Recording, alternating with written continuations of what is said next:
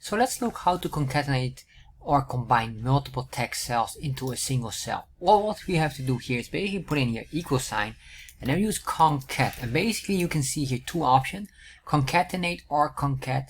I'm going to recommend you concat because this is the newer version that Windows supports, and the other one is really designed for older Excel versions. So what we're going to do here, concat, you're going to select the item and then we say comma and select the next cell and enter.